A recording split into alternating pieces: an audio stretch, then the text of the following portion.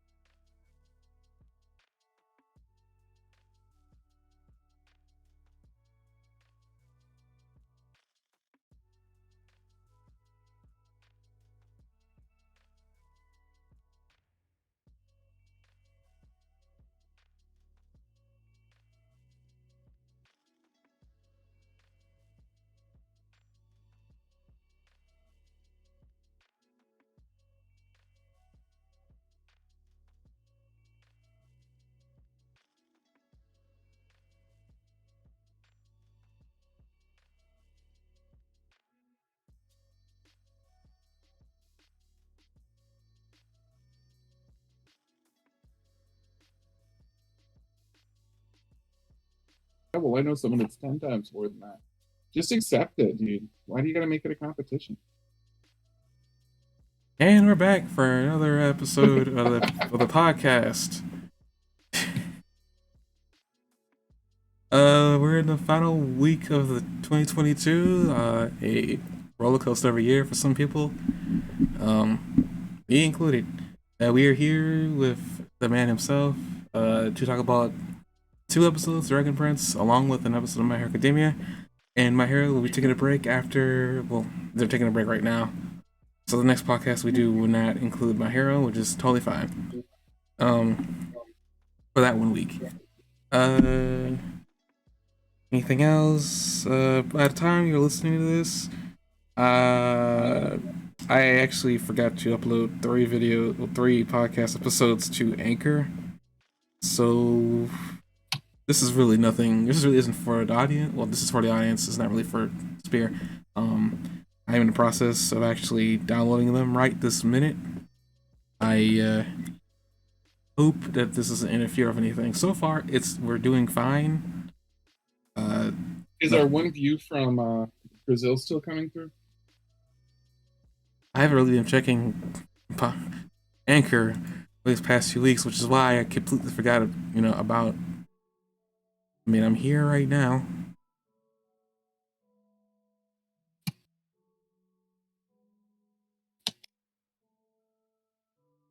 You're not Brazilian. 2% Brazil, but I don't know who this is for.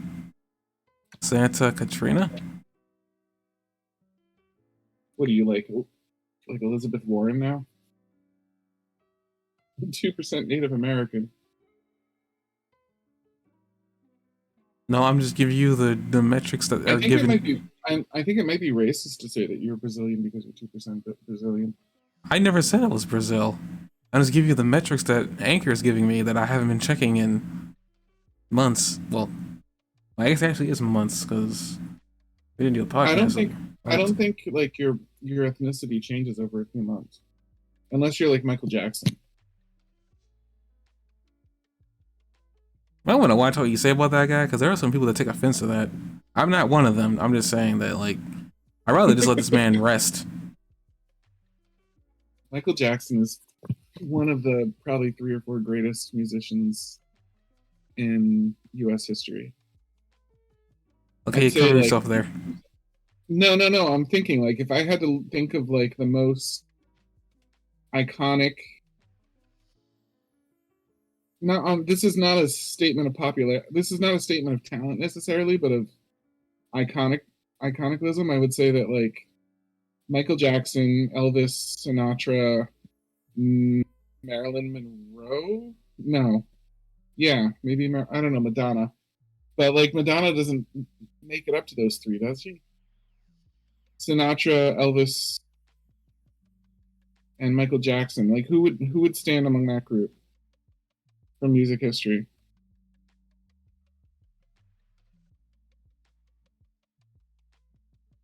I mean, what are you ranking criteria for?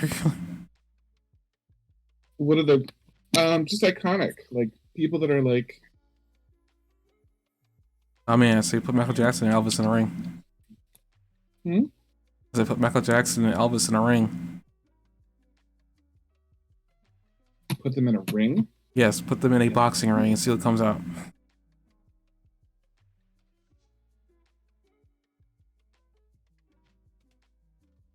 Um, I mean, I don't know, honestly. I feel like Sinatra would have a few pounds on Michael Jackson, and Michael Jackson would be a little bit scrappier.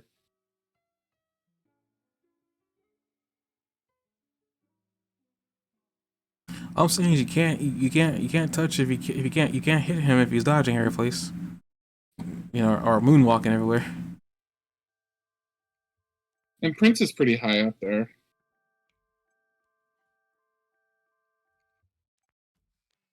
And Jimi Hendrix.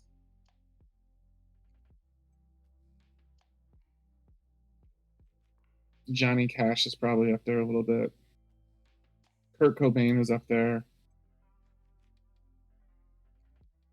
And who's the country singer that everybody likes? You're asking the wrong person. No, I'm not. It's like along with Betty Davis. I'm sorry, not along. No, you're asking the wrong person. I'm not a music buff. I know names of some That's the people, but point. I Like, don't know a lot of music names. that's the point of being iconic, though, is that you should know them, even if you're not really familiar with them. Like, I don't know Sinatra's music, but I know he's a big deal. You know, I'm like I so just know I'm, that. I'm so far removed that I couldn't tell you whose music is in what genre. At times I feel like I know, but I definitely don't. I don't know. So it's like that. That's how far removed I am. I couldn't even tell you like who did what. So you tell me country Dolly music, Parton. I'm not gonna know because I'm not familiar with country music You've singers. probably heard of Dolly Parton, my guy. Who? Dolly Parton. Yeah, I'm aware of the name. That's what I mean. Like she's iconic. Like that's the name I was trying to think of. I'm just bad with names sometimes. The internet usually sets aside Betty White and Dolly Parton as like the two celebrities that nobody will ever be able to touch. Like that nobody will. They're like the two purest celebrities.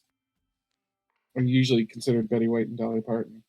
Betty White just died, so Dolly Parton is like considered the most unflawed celebrity, most celebrated living celebrity, I think, for the internet.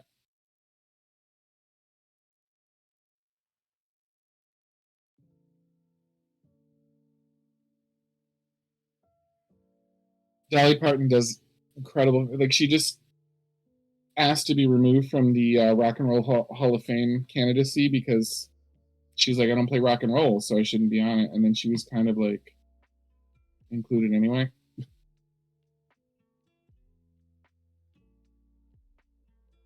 Mm-hmm.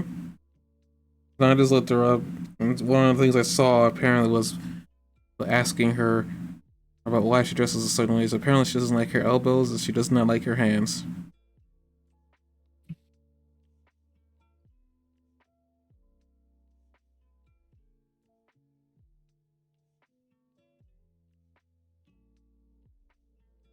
That's what she said. That's apparently what they're saying, she said.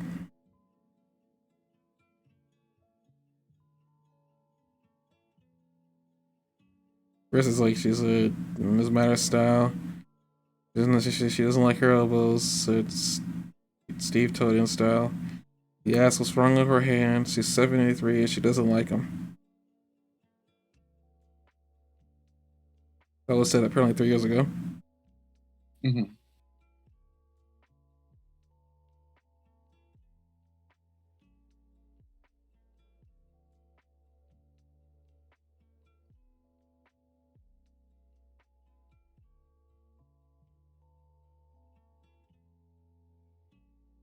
She's a pretty big deal.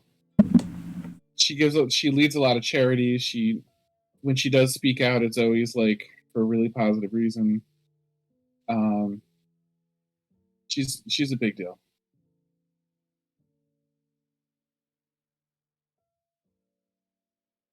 I mean, I'm not arguing that. I'm just saying that like I can't talk up music. Probably you can more than I can, but I really can't. Mm-hmm. I can't say I don't listen to music. That was actually my response a couple years ago. I was like, I don't, but that's not true. I do listen to music, even if it is just like music from anime or something like that, or the occasional actual music from somebody in this world. Right. I have in fact listened. I I could probably talk to you more about a video game or a anime series than I could probably talk to you about music. That's probably sad to admit, but it's how I live my life. That's all right. I don't see why you're like obliged to do anything. I'm just more explaining. I don't know why I'm explaining, but I'm choosing to explain. Okay, with that, to answer your question, I mean, apparently there's 2% Brazil listening, but I don't know like the exact number because they're not even giving me. They're only giving me a percentage. So far, it looks like we have a German audience and a United States audience. Apparently, we have a 3% Japanese audience. This is probably attributed to My Hero. The problem is apparently, I guess, 3% isn't enough to come up with a graph, which is weird because I think there's a graph for Canada and they're 2%. Yeah, so I guess they can't tell where they're coming from, so they must be listening somehow, but it's not in a state or prefecture, I should say.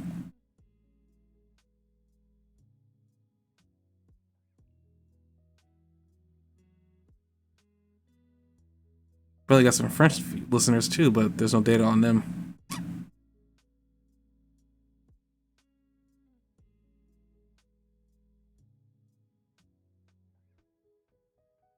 The French, probably because of my name.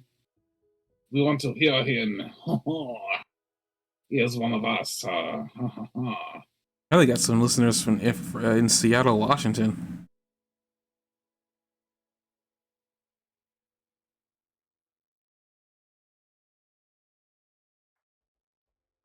Seattle's a pretty cool place.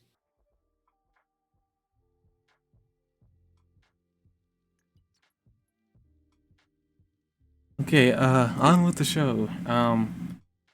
We will.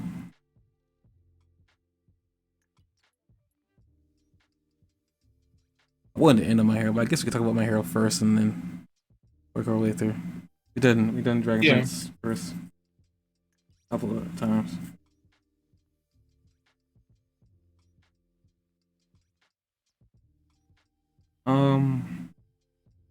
The biggest, I guess, tidbit of what the heck. Sorry, I just went over to Discord. I don't know why I did so.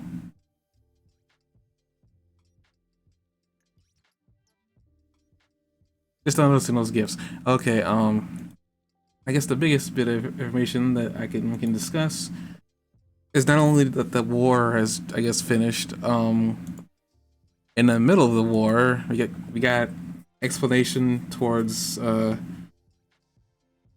those, like there was some words that Deku said like he got a sense for something.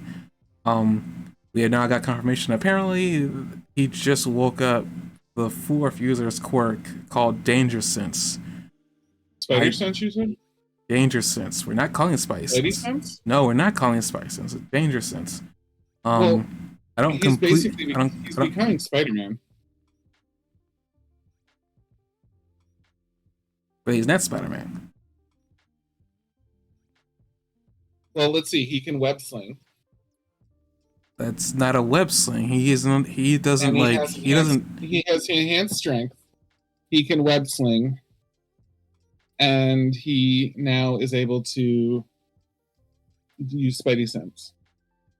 You're doing this to mock me because of the Deadpool thing No, from well, several weeks what ago, aren't we? abilities does he have that Spider-Man can't and doesn't have an equivalent to? Deku cannot shoot web. He doesn't exactly web sling. I'm more call those like dark binds is what I would call those things. I don't even know what the closest power in the Marvel Universe or even DC that would even be equivalent to. Deku can't exactly shoot web.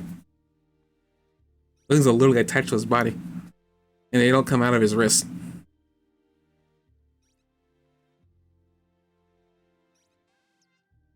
Yeah, so it's not exactly like copyrighted. Like he doesn't wear a Spidey suit, but like, what can he? What can Deku do that Spider-Man can't do? Break his limbs on command. Exactly. He can float. Spider-Man can't do that. Yeah. Okay. Why can he float though? I forget why. Why is he able to float? The eighth user's quirk. Wait, Oh, okay. no, the eighth user is All Might. Seventh user. Yeah, I don't know what you're talking about. Oh yeah, that was just revealed, right? That he could float. Well, that's a big deal. No, that wasn't really just revealed. I guess kind Not of. like a long time ago, right? I mean, I guess before the war started, yes, it was revealed then. You make it sound like it's 1942 or something. It might as well be, based on how much blood has been spilled. I'm gonna look up Danger Did you just Sense. make a Normandy reference? No, wait, what? It sounded like a Normandy reference. But the phrase based on how much blood was spilled? Yeah. I didn't know that was a Normandy reference. Normandy, not a number. I said Normandy. Yeah.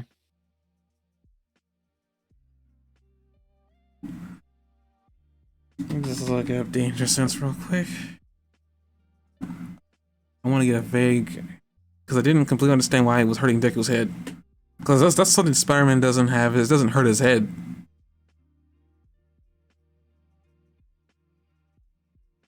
Well, that's because he's not adapted to it. It's not always going to hurt his head.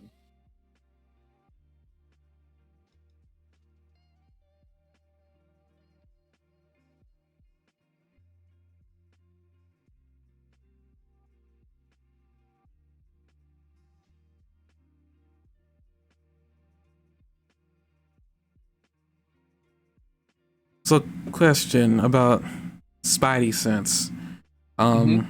Exactly is it just triggered just from like anything getting thrown at him? Is how that works? Spider-Man has Spidey sense, which seems to be only occasionally useful, where he's like, my Spidey sense is going wild, and then like something dangerous happens. I mean, what exactly those threats? What exactly are those threats that usually trigger it? When it's used, anything that's a threat. Like it could be somebody like socially malevolent. Sometimes it's very often because it's a comic book. It's physically dangerous, but it can be other more existential dangers that set off Spidey sense, depending on the version of Spider-Man that you're watching. The 90s cartoon Spider-Man, it seemed mostly disabling because he'd be like, "Oh, my Spidey sense," and then like because his Spidey sense was going off, he wasn't ready to get hit. So he'd be like, "Oh no, my Spidey sense," and then something would hit him in the back of the head. He'd be like, "There's danger, thunk," you know. But well, I'm just trying to. I mean, according to the wiki here, at least danger sense. This is no way around it, but I guess it is similar to Spidey sense. I mean, it just says here, Quirk is able to sense one's intent and their negative emotions against human enemies. Danger sense is triggered by their intentions of threat and malice. It doesn't seem to mention it just being used for him to dodge things. Granted, he hasn't been using it to dodge things. He's been mostly using it to help the plot as a plot device. yeah, because it's been going off every time Shigaraki's around. There's a weakness list here apparently. According to Zuko's quirk, takes a large toll on the user's body depending on the threat it senses. Oh, they're saying although this might be a result of it being strengthened by One for All.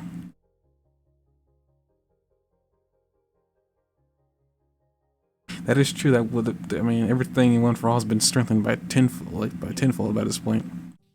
Mm-hmm.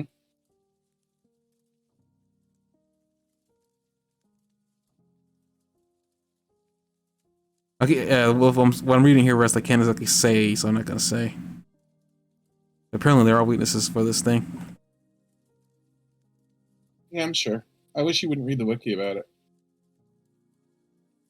I didn't see anything that wasn't already kind of aware of, because thanks, Google. I want to talk about the fun stuff. It's not my fault. Google knows I watch this stuff and literally decides to regurgitate some stuff. Because I'm aware of an arc. I don't know what's involved in it, but I'm aware of small things. Mm-hmm. And I think it's coming out. I could be wrong. Based on the events that are happening here, it makes me question when it's gonna happen. I'm more sure than ever that Spinner is eventually going to betray Shigaraki. No, I don't think so. I think so. He still didn't do anything in this fight, really, except wake him up. He's still kind of innocent. I don't know if he's really innocent. They went to his backstory and reminded us that he's only there because of Stain and things like that. I think he's going to turn. Nah, I don't know. I don't know if he's truly innocent, really. I mean, yeah, he hasn't done anything. You can't dispute, but he's had more chances than anybody to leave, and he hasn't. And he's always talking about how like empty he feels. Right now, this is the only solution he sees to his emptiness. He's stuck between this and going back and eating ramen and watching TV again. But I think if he found something he thought was a worthy cause, I think he could. I don't think he wants to be a hero. If he is being spurred on by Stain's words, I don't think he believes in heroes. So what else? I mean, right, but what better person to convince him that heroes still exist except a character like Midoriya, who's like. I don't think that's how that's gonna work. I think Stain is set in his ways. Even Stain changed his mind. I'm not Stain, but I think Stinger. Is that his name? Or Stain had really originally said that only All Might was worthy, and then after fighting Midoriya, he started having second thoughts about that. If he can change Stain's mind a little bit, he could change Spinner. Yeah, Spinner's. I don't know. I don't think. I'm not convinced that he wants to change sides. I'm not convinced that he's like, conflicted in any way.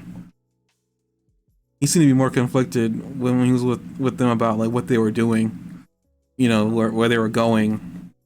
And stuff like that, what Shigaraki's ultimate goal was. He seemed to be okay with Shigaraki destroying things. That's not something you can just like change your mind on if that's what your goal is. He wants the world to change because of the prejudice that's in it. Shigaraki just wants to destroy things. That's not really like agreeing with his worldview.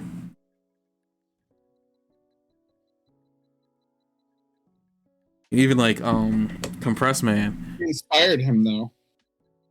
Stain inspired him to be where he is today, and Midoriya could inspire him to find a better path.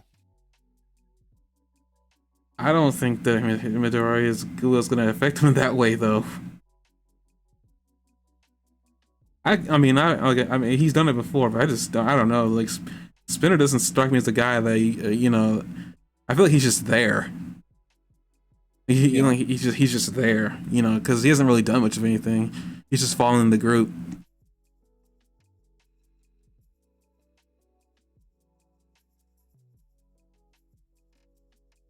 I couldn't imagine him being that helpful to the heroes. I mean, they probably just put him in jail.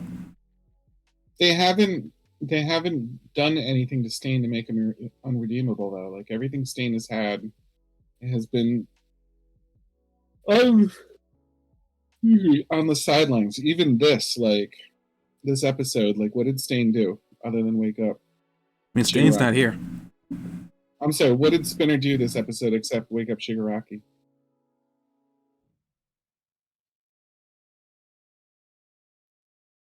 He also had that confrontation with the heroes where he fought back. Where? It was like much earlier. I think it's actually like much earlier during this confrontation. Did he defend himself or fight back? Did he hurt anybody? I don't really Is there a remember. scene where he actually takes a shot at someone? Or is he just like have his sword out and he's running around the building with everybody?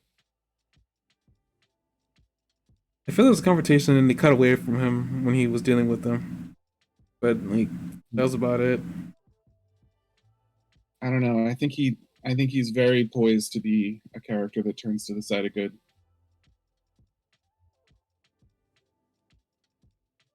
I don't know. I don't Especially think he now because has. Shigaraki's lost in a sense. Like, um, All for One is kind of taking him over right now. We don't know how that's going to turn out, but there's definitely a power struggle between the two. Shigaraki's like motivations aren't even clear right now.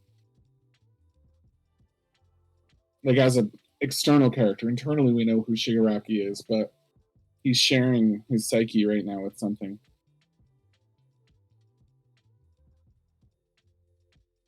No, I get all that, but I find it really hard.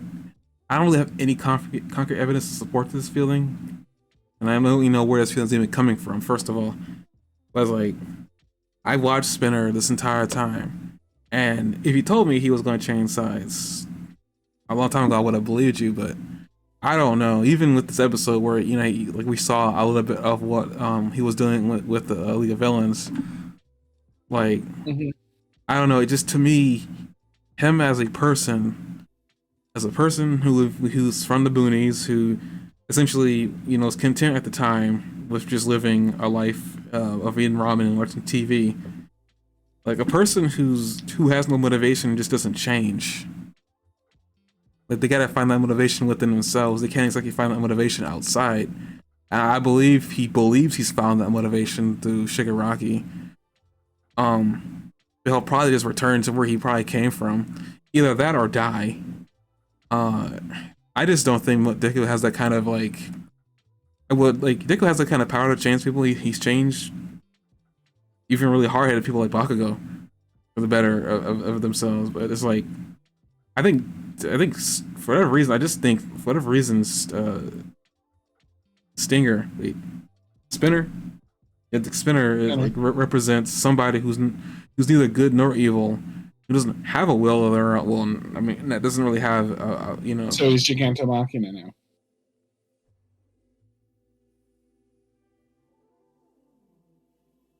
I guess in the sense that he can't like get to him, yes, but just I don't know. Like I mean, he doesn't seem. It just something about Spinner does not strike me as hey, join the good side. We give you something to do. I was like, I don't know. He's already been stated that when he was growing up he was already bullied because of the way he looked. They even bring that back up in the flashback too with like the society apparently hating people who look like who have their quirks make them look different. Um, how that you can convince somebody with that much disdain for everything to join the side of the people, join the heroes, and protect the people that looked at you wrong. Like that would take some real like, and I don't even think Deku could like know what that's like. What if you look at it from a writer's perspective? Increasingly, the path of the storyline has been to take a more sympathetic look at the main characters on the League of Villains side. So we've learned a lot about Twice, and he's become a much more empathetic character. We learned a lot about Compressor Man this time, Compression Man, and his like dreams to be like a Robin Hood like character. We've had a little bit more. What is the female who steals blood and takes her identity? What is her name? Toga. Toga. Togi. Togi. I wouldn't go so far as to call it a more empathetic view of her, but we've seen her like love twice. We've seen her show loyalty to her team and emotional investment in them.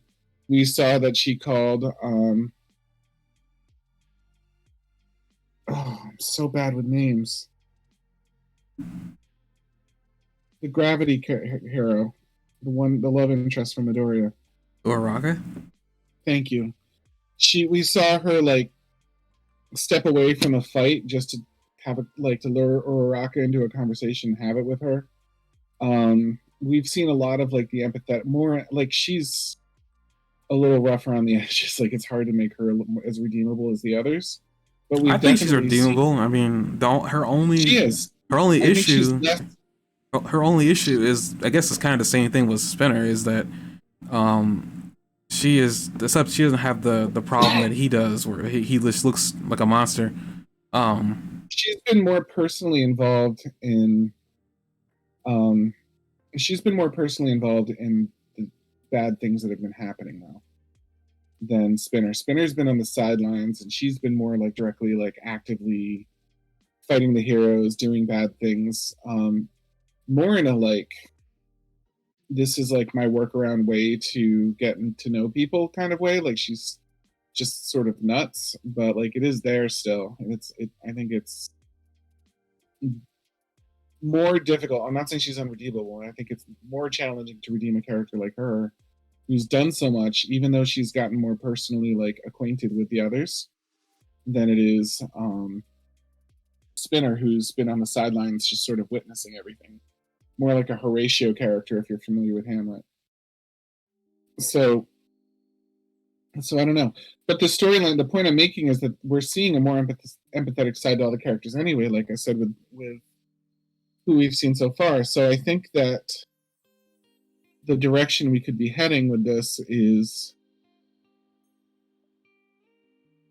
excuse me, direction we could be heading with this, because even at the very end of this episode, Midoriya says, as Shigaraki was kind of getting taken over, he gave me a look like he wanted me to rescue him. You're still I still find that hard to believe. I know what you're talking about. But the writing is still heading in that direction. Whether or not it's believable, the writing put that in there, and it's another sign of the trend of the writing to try to get us to be more empathetic to the villains, and to put moments in there where you start questioning the evil of pretty much everybody but All For One, who's more of a symbol than anything, just like All Might was often more of a symbol than a hero, in a lot of ways. So given that trend, I think Shigaraki is obviously extraordinarily difficult to redeem. I mean, he might have a moment at the end where he has like a Darth Vader and looks back and regrets what he did, but it seems very far away from what's going to happen right now, and it would take an incredible amount of plot development in multiple seasons to get that story through. But Spinner's not so far away from that, and if we're trying to pick out a villain that is extremely primed to be the next example of what's going on here, and take it a step further, it would be Spinner, because all the other characters have had very empathetic moments, and so far we've pretty much only gotten like a gist of Spinner. Like we got a spot of him with his hair down eating food in front of a TV, and I think vague references to his past. But now the plot arc is over, and we're left with most of the, not most, but many heroes on both sides and many villains on both sides being dead. We've lost twice. We've lost. It looks like Giganto Machina will likely be captured because he's going to remain docile. We've got. We've got Compressor Man like probably going to die, at least left behind and captured at this point. So it just doesn't seem like. It seems like one of the logical next steps would likely be Spinner kind of starting to come around.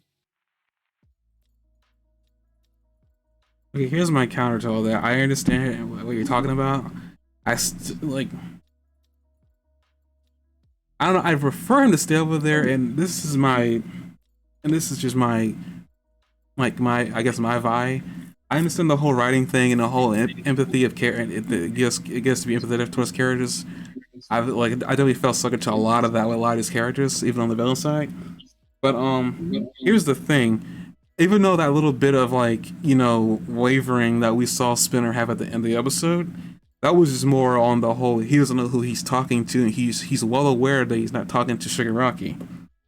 He's already Well, we've also heard how he feels empty inside. Like he's been working with the League of Villains, and he still feels empty inside. This is still not fulfilling to him. Like there's still. I feel like he can get there though with them though, because he, as far as I can tell, he views everybody. He has nowhere to go. He has. If he was introduced with a way to go where he might be able to change the world, which is his real, like the real impact he wants to make.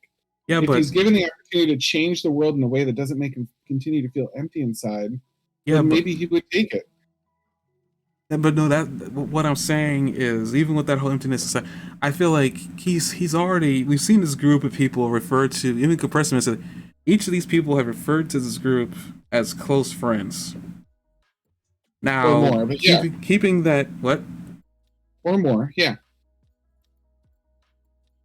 This person has some connection with somebody in this group, and I feel like who did Shigaraki leave behind as he headed out? That wasn't Shigaraki that left those people behind. And again, what I'm trying to actually fight for is, okay, if we believe that maybe Shigaraki has been, for whatever reason, I guess him realizing that his master has been trying to take over his body this entire time, which is what it looks like he's trying to do here. With this realizing, if we are to believe that Deku did see a plead for help in the last few moments that he was seeing Shigaraki in that infinite world thing, and we know Spinner knows that he's not speaking to Shigaraki, I feel like maybe he has some loyalty to Shigaraki and not the guy controlling him. To me, that feels like I think he still has he still feels some kinship. The possibility that whole emptiness feeling will probably disappear, and I feel like it'll probably disappear as he's dying.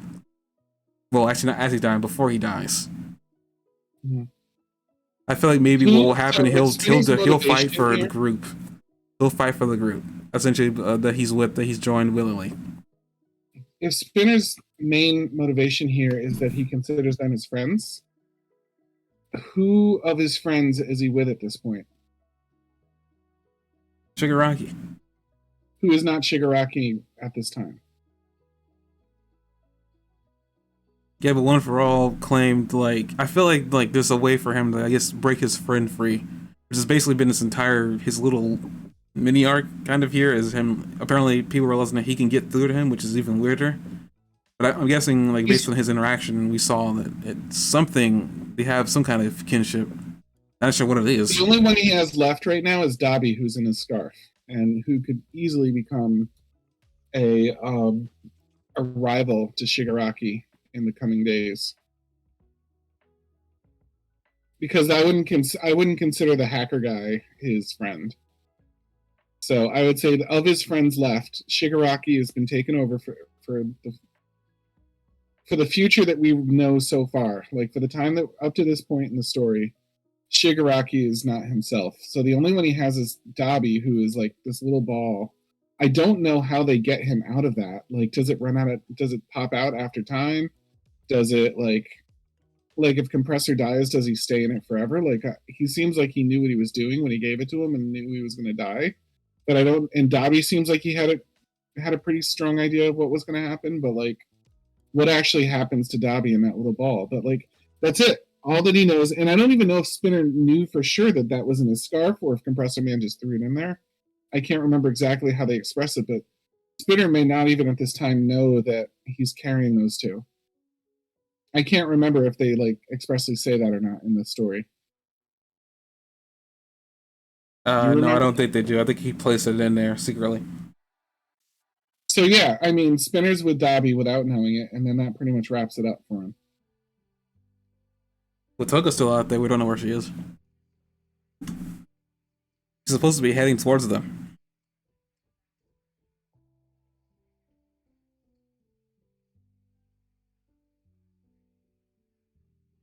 And he specifically also asked Toga to be safe and come back. Yeah, but he also knows that they've left Toga behind right now too. Toga's not going to know where they're going because they don't want the heroes to know where they're going. What I want to say is with all this information and him knowing that he's not talking to Shigaraki, he doesn't think Shigaraki abandoned anybody. Whatever, for all he knows, is that somebody has taken over Shigaraki's body and is not letting go. Mm-hmm. And it's told him that Shigaraki's body is in a state of repair right now. Right. I'm just saying that like Shigaraki doesn't have as much to cling to right now as otherwise, because he was probably least close with Dabi, who would come in and put them down, and didn't really stick with the group, and said that they were all like said that everyone he came across wasn't worthy, and he ended up killing them. I don't think he like. I think if Dabi tried to kill Spinner, he'd probably work pretty quick, and I think that Spinner is not super close with him. So if he's not close with Dabi, Shigaraki's not there. I mean, if anything, he might feel motivated right now since Shigaraki can't really do anything for Shigaraki. Dabi's not going to really give a shit. He might even feel motivated to leave the group and look for Toga if he feels like she's out there on her own. He doesn't really fit in. Like Dabi and Shigaraki are both way too big for him, I think. He's not like powerful like they are. I don't think he would abandon a friend if he considers them a friend. I don't think he's abandoning them. I think he thinks they've got their stuff figured out right now. Let's go figure out if Toga's okay.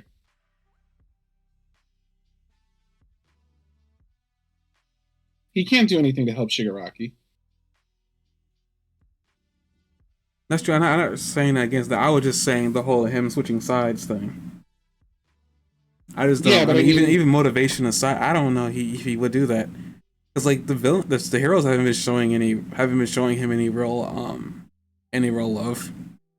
On top of that, I'm pretty sure he's probably thinking that there's some heroes in there who don't like the way he looks. Part of his motivation for wanting to change the world is that people are biased against him.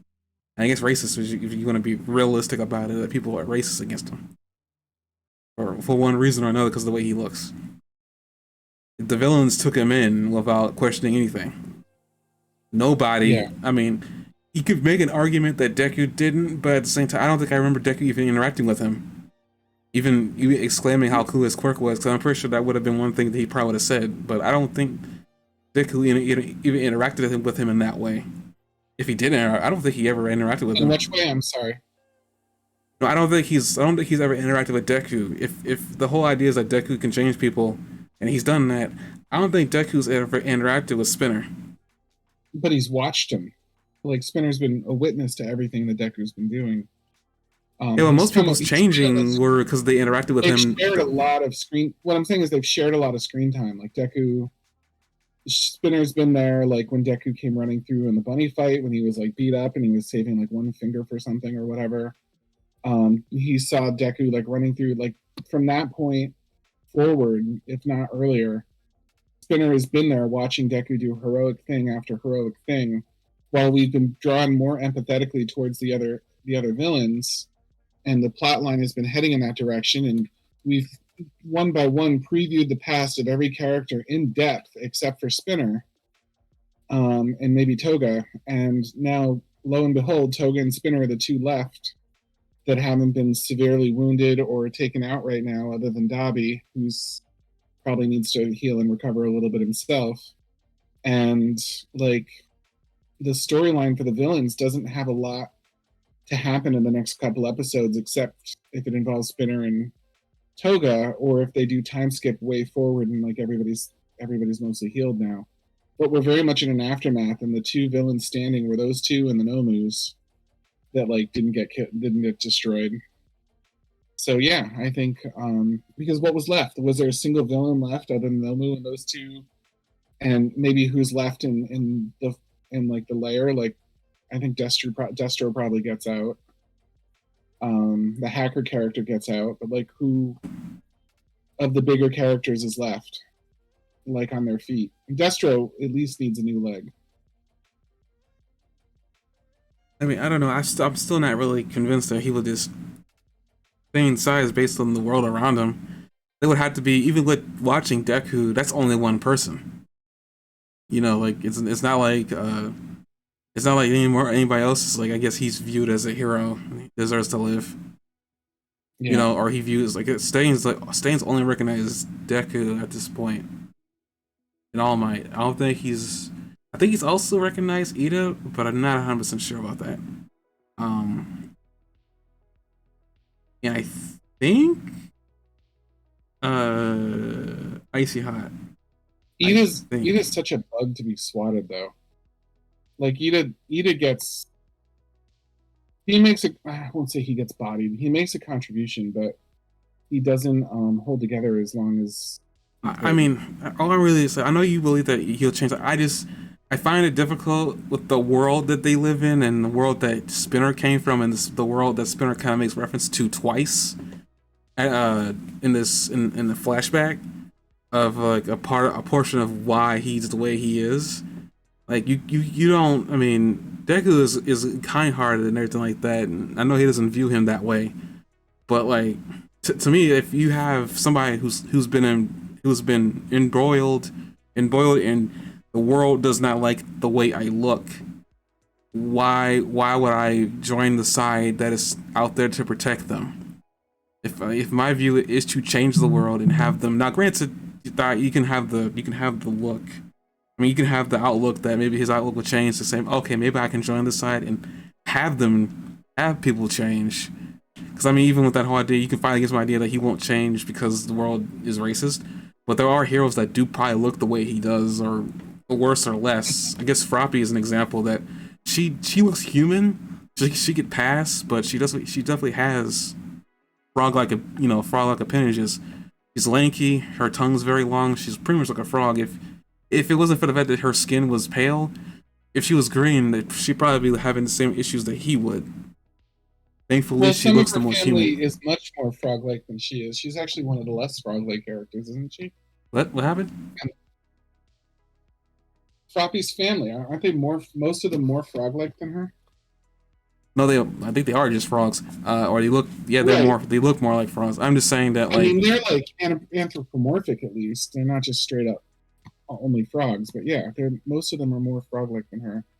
no, I'm just making the argument. I'm just trying to make the argument against like him staying on that side because the world's racist.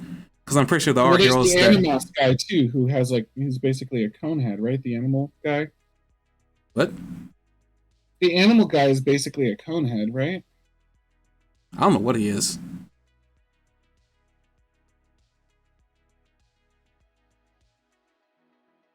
I mean, there are cases on the hero side that can make the argument that he could switch sides regardless of the whole racism thing.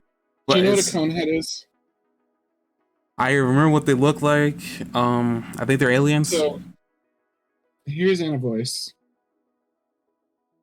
or Now I Code know who Anna Voice is. Coda. I'm just saying I don't know if he can because Conan's only had one spike. I don't think he's a conehead. Coda has one spike. Look at the picture.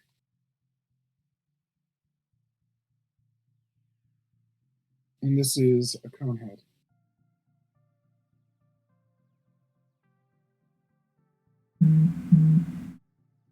I think if you turn Coda to the side, his that spike doesn't stick straight up. That spike is exactly from the internet. Like I didn't draw that. What I'm saying, if you turn Coda to the side, I think that spike doesn't stick straight up like a conehead. And aren't coneheads human? I don't think Coda's an alien. Aren't coneheads? I don't think Coda's an I alien. didn't. I'm just talking about the design. It's very No, no. convoluted. What I'm just saying, it's like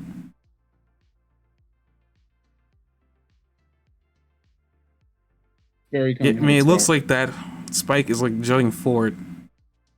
I mean, I know he doesn't. I mean, he doesn't look human. Like, So you're getting very distracted though. The real point I'm making is that like he doesn't look like a regular person either. Like nobody talks. Nobody on the hero side really cares if you look like a hero or not. yeah. I mean, but that's just the heroes, like the people you're protecting. Like Those Cementos people, doesn't look like and that's partially Ant-Man. what's Spinner's deal is that he grew up being berated for looking But like a regular. here's a group that would also accept him that he might be influenced into, right? He's a follower of so far all of his life so far.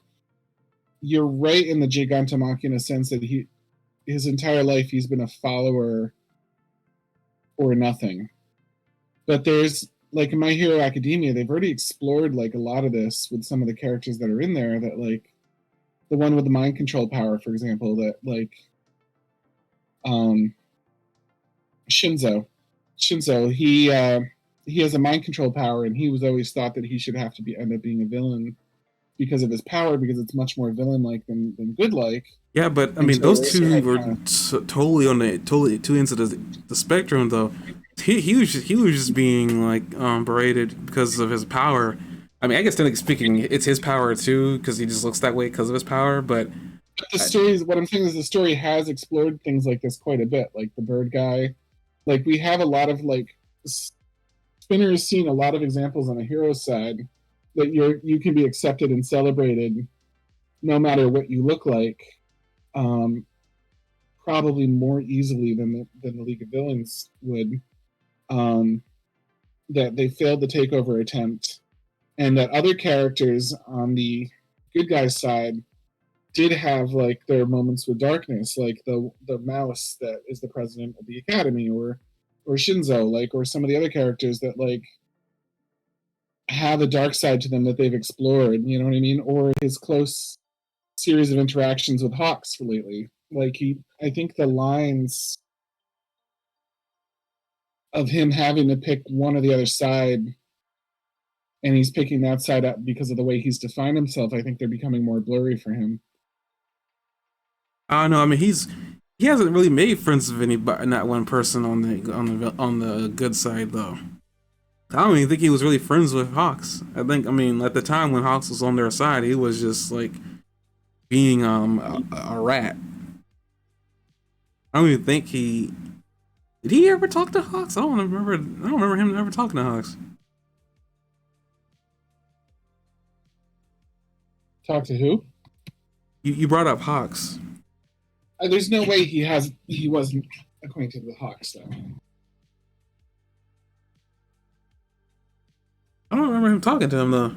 No, I don't remember him talking to him either. I don't remember him talking to any of the heroes. I guess my point is, I just don't. I mean, he has friends on the villain side. He doesn't have anybody that he could call a friend. I mean, I guess the closest person would be Deku. But at the same time, he hasn't really had that much one-on-one with him.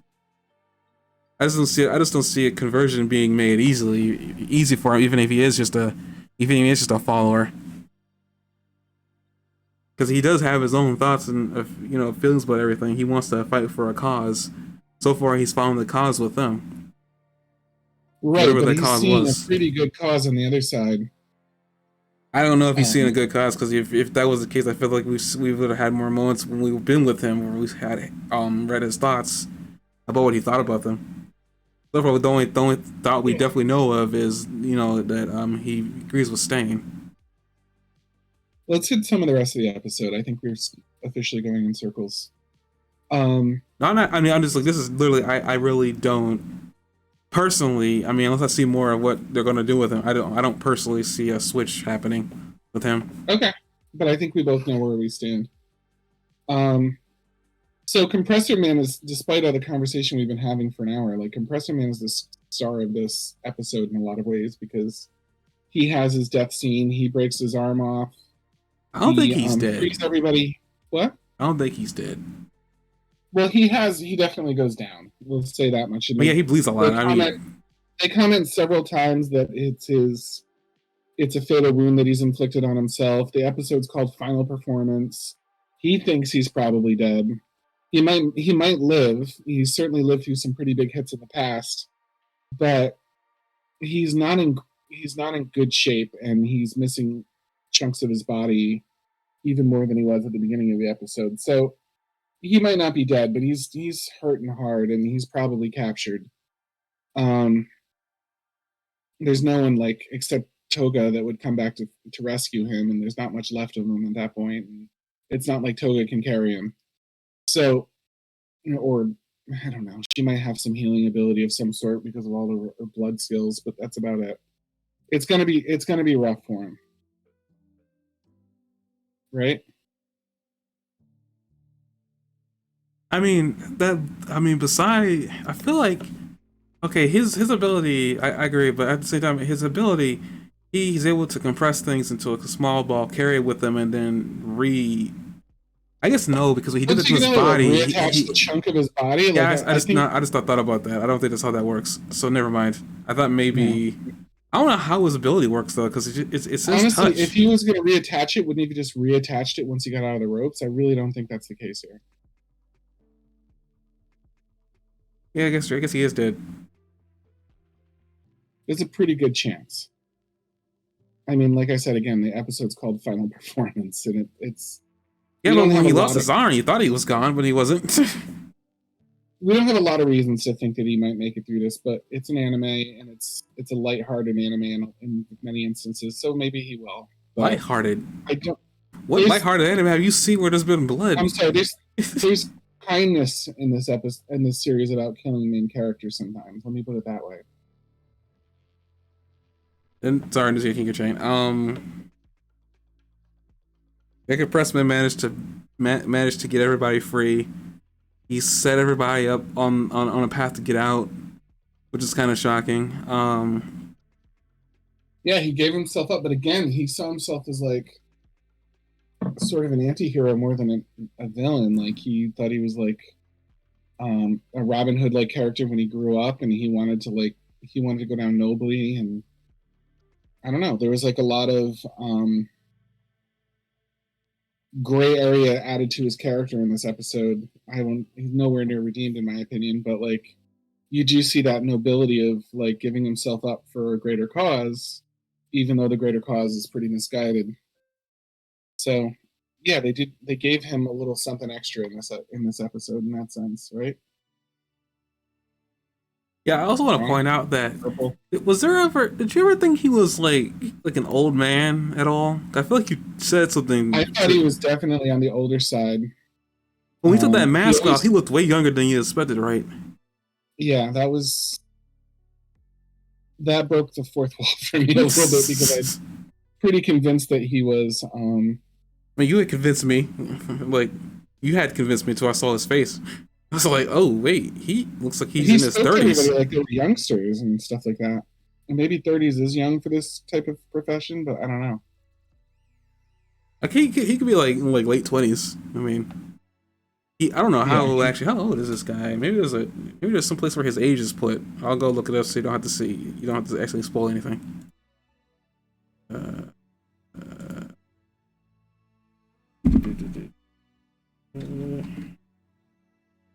Yes, man. That's not what I want. Okay. Atsuhiro. Oh, is he? Oh, I was right before. He's like in his 30s. That was a guess. Okay. Apparently, he's 31 in his first appearance, but he's 32 at this point. Yeah.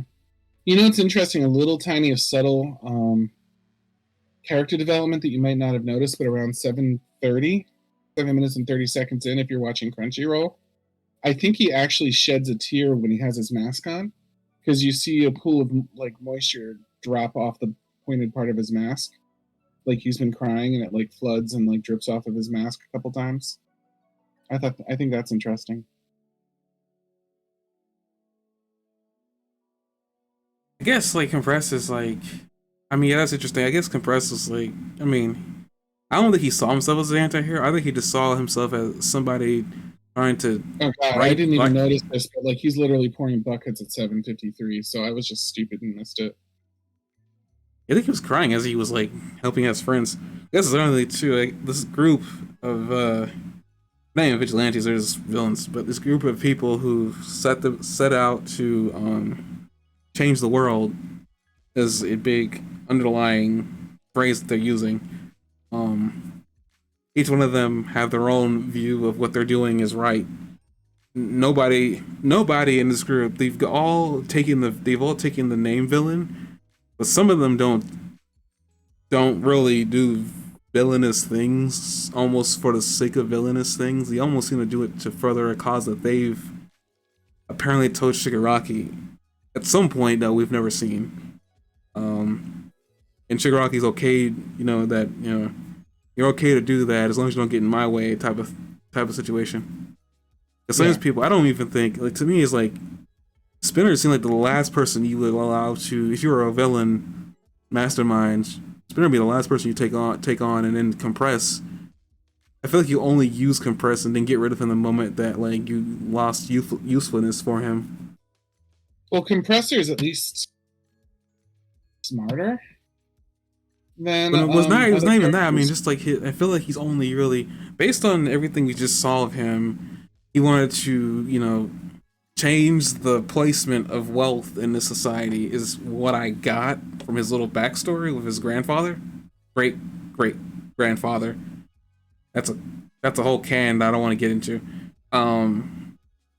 It seems like at least what he looked up to his great grandfather, that he wanted to just displace the wealth and, like, I guess maybe make it fair amongst everybody.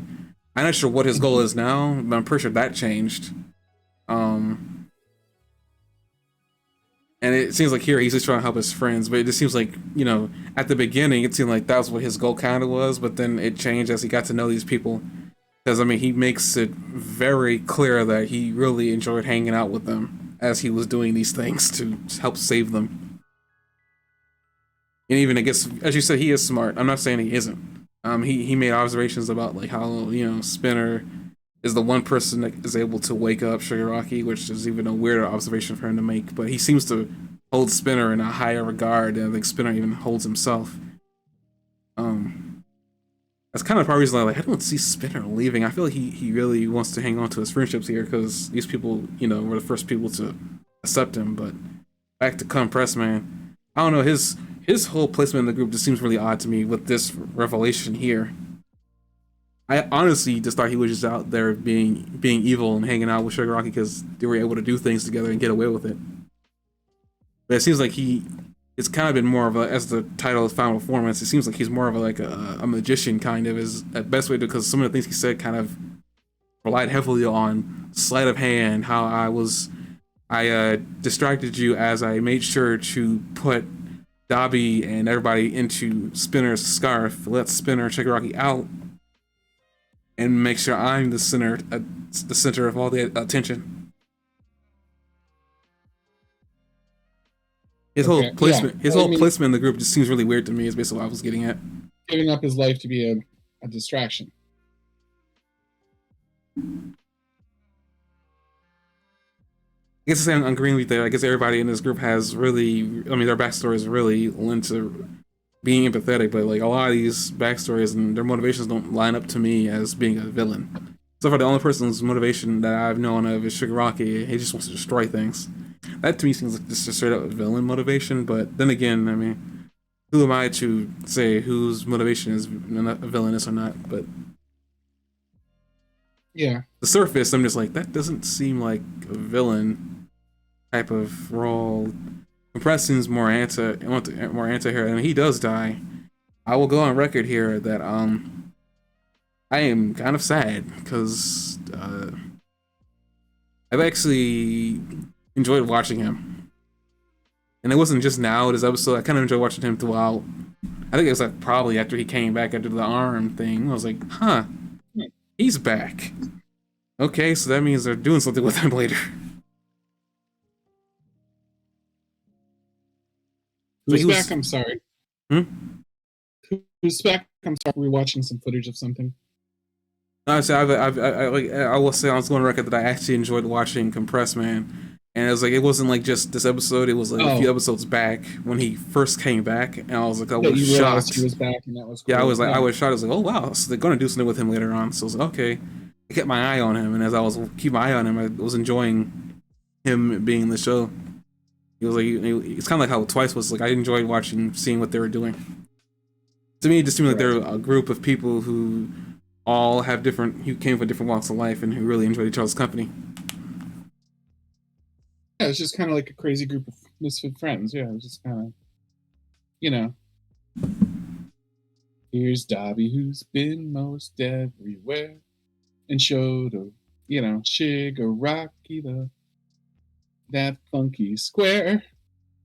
I mean, I guess encapsulate this entire episode is like, when I encapsulate the entirety of it. I'm sorry, I was singing such an old song. Yeah, I wasn't That catching was on to like, it at all. I decided to move on. Oh boy. sorry. Okay. No, it's not you. I wasn't catching on at all, so I just like, you know what? I'm not to like keep the gag going. Uh, they all get away. Well, not all of them. It Compressed was Man's the on the Patty Beach ground show. with a piece of his leg and his Um, some of his body the Patty missing. Beach show stopped in 1966. Jesus, Go that's ahead. an I'm old sorry. song. Um, hmm. It was 1963 to 1966. I grew up watching Nick at Night, which was like they would show old shows from the 50s and 60s and stuff.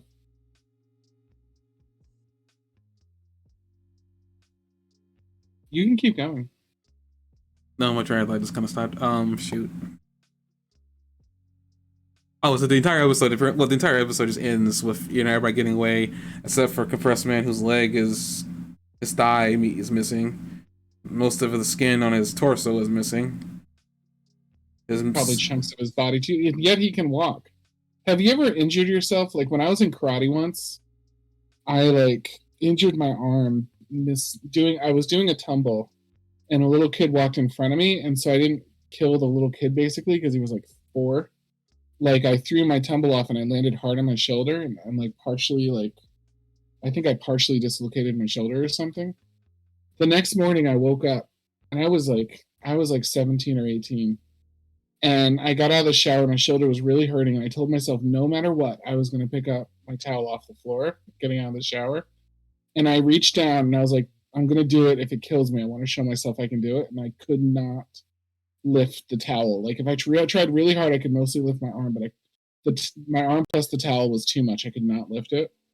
And here is like that guy, like it's so like comic exaggeration because like the dude like doesn't have a butt muscle. He literally worked his butt off for this.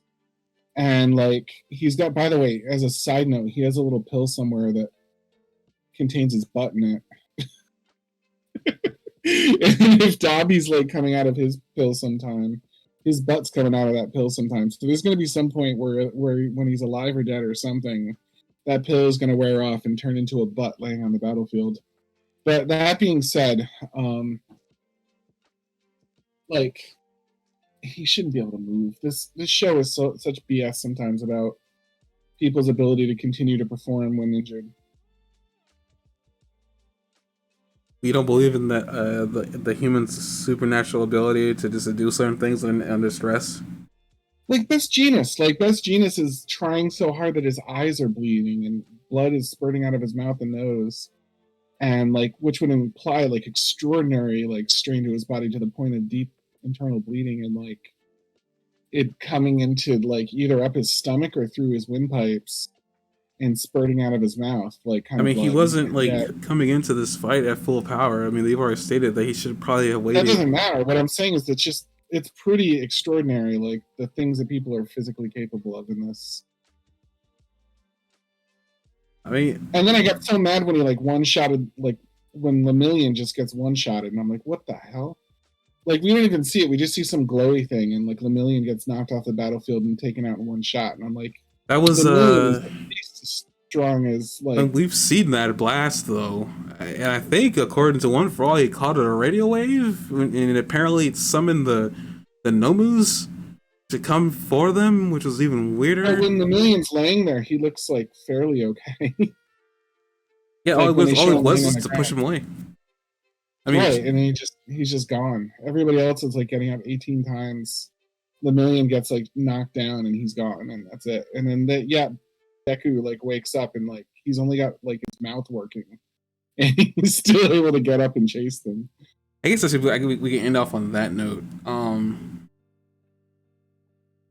Deku's ragdoll body. That I don't even know what to say about that. I sat there watching that and I was in total disbelief. I was like, Deku's body is gonna need an entire workup. Like he's gonna need like the hand of God. He's gonna need the hand of God to like fix whatever he's done to his body there.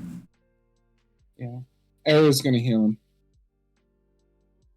I don't know. It just like Eri took a long time for her to learn how to just get a quirk back. I don't even know how easy it would be for her to rewind his damn. And if her horn does shrink based on how much power she uses, there's no She's telling how going to be much able to energy it's heal going like to take to rewind his body to its pristine state. she's going to be able to heal like one or two people, and I think it's going to be Eraserhead and Midoriya who have the most obvious bodily injuries at the end of this that can't be healed naturally. But and it could be somebody else. But if I was this group, I would heal Midoriya and give Eraserhead his foot back, his leg back. Nobody else was as badly damaged as Midoriya or literally lost a limb. I mean, you can make an argument that like Endeavor was brutally beaten up. One person, it's probably going to be Eraserhead and who she's closer with and who's like a leader in the group, and then Midoriya like could wait because he's not going to die. You know what I mean? Until later on. But if she heals two people, I think it's those two. I don't think there's anybody else that is as bad off as those two, except maybe Midnight. Midnight got hit pretty hard. I'm not gonna really talk about Midnight because again, internet. When I was looking up something she said, moving on.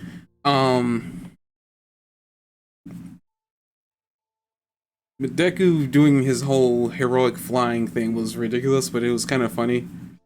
Though I will say when he definitely does say that like Shigaraki looked like he was asking for help. I don't know. I mean, I only say I don't know is because it's like Shigaraki's been this guy who's just been trying to destroy the world because of how unfair it treated him when he was a little kid asking for help. And no hero reached out to him, but All For One was there. I guess with that logic, being All For One was there to help him, I guess now him realizing that All For One was just trying to get his body. It sounds dirty. Trying to get his body to, I guess, possess him. Because it sounds like All For One is saying that the more Shigaraki's will gets stronger, the more he's able to take over. I don't know. I don't know. I think I misread that, but it sounded like something about Shigaraki getting stronger. It was giving All For One more control over his body. Yeah, I think the willpower thing, like the more stronger his will is, the stronger. It sounds like his will increases proportionately, or possibly more than proportionately with the will of his holder, which would, I imagine, would be one of the reasons he picked this guy as his successor, right? Because it sounds now like more like he's pulling a Palpatine, where he's going to like eventually try to take this guy over and have him become All For One and more than a successor. You said that now. I have to just say this now because you just said it. Unlimited power. He was pulling a little like I'm talking Palpatine from the crap Disney episode when they do the last of them, episode 9. And Palpatine, like, did you watch episode 9? Yeah, and I didn't think it was bad. I mean, for me, for the most part, anything people say that's bad. I don't think it was awful. I will argue with you until midnight about that. I don't know if that's why you want to spend your time. No, I'm just saying I enjoy. All I'm gonna say, just broad strokes. You say it's bad. I usually enjoy things people will awful. I enjoy things usually that people say it's awful because they colored my sun colored glasses. How can you not live with the plot hole of a talking motorcycle but enjoy episode 9? Moving on. For God's sake, my man. I am an enigma. That's what I was saying. You may have said that it was awful. I actually enjoyed what I watched. Did I enjoy Palpatine coming back? No, I didn't. But at the same time, it was like... I was here for it when I heard Palpatine was coming back. I was like, all right, let's see what he does. Because there was like hints in the Legends continuity. Do we want to include this in this, or do we? I'm sorry. No, that is just like, I feel like we get on this Star Wars tangent, we're not going to come off of it. Have you ever seen the YouTuber Mauler? No, I don't think I've ever heard of him. He has something like a 2.5 hour to 4 hour or something like that rant specifically just about episode 9 called like an Unbridled Rage. And it's such a thoughtfully constructed destruction of every part of the movie, and in like a hilariously bitter, like, and very very insightful like attack on the movie. And like, I recommend you watch it sometime if you have like I'm gonna need for something respectfully decline. need for something to podcast for yourself. Like, when you're done listening to our podcast over and over again and you need some other type of podcast, like, you could perhaps like play it in the background while you're like doing something. Like, I don't know what you do. What do you do? Like, Again, I'm gonna respectfully decline. I what do you mean, do with your it's not like I don't want to, like, I guess, watch somebody or listen to somebody rage about something, but it's like I don't, I don't He like. calls it an unbridled rage, but it's more like a bitter, like an incredibly insightful critique and then a rage. I If think you you did just that have about the Dragon rage. Ball Evolution, I'd probably be there for that because I hate that movie with an unbridled passion. But like, I don't know, like, it's like I don't really have that much opinion of Episode 9. I enjoyed when I watched it that one time with 6, so it was just like I don't really care enough about it to want to watch somebody tear apart a movie that I'm pretty sure they're very passionate about the series. So What it's like, makes you me know, really mad is it's like one of the top 5 best-selling movies of all time too, or something like that. Like, those movies sold like wildfire, and like other really bad movies sold incredibly well too. Like some of the Hobbit movies, not the Lord of the Rings, which is incredible, but like the Hobbit movies, like, in my opinion, were like disasters and killed the franchise. And like, they killed the franchise when it, like, was it Amazon took over the next part, like, step of the Hobbit franchise. Um, like, what's the best thing Amazon's ever released? Like, do you give a crap about any Amazon originals at all? They had one that I liked, which was The Tick, and that was it. I didn't think the Tick was an Amazon original because I remember the Tick when it showed up on national They television. do it. They do a second live action series on Amazon, and it's way better than the first, in my opinion. Like, they rebooted The Tick basically in live action. Oh. It's really enjoyable, and that's probably, and I think they did Dirk Gently too, and that was okay. But anyway, you know that you're in bad straits, like, as a franchise, when you go from some of the best selling movies of all time to Amazon original in one trilogy.